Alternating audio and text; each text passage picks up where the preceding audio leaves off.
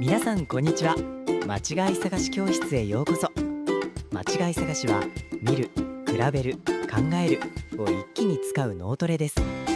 1日1分でも楽しみながら脳を若返らせましょう。ルールは簡単。このような2つの絵から3つの間違いを探してくださいね。制限時間は90秒です。最後が一番難しいですよ。頑張りましょう。それでは早速今日の間違い探しです。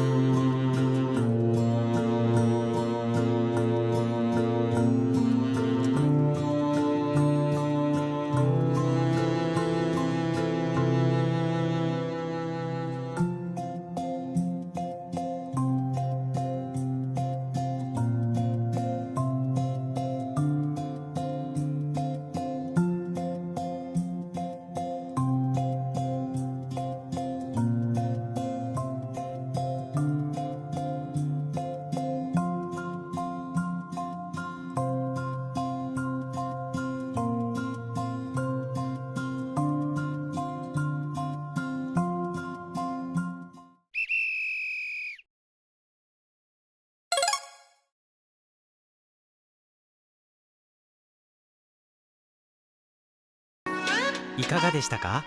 全問正解できなくても大丈夫。考えた時間の分だけ脳が若返っていますよ。スーパーでいちごの安売りを見かけることが増え、春を感じます。いちご狩りも楽しいですよね。私も行きたいです。脳トレは継続することが何より大切。またこの教室でお待ちしていますね。ご視聴ありがとうございました。感想、コメント、励みになります。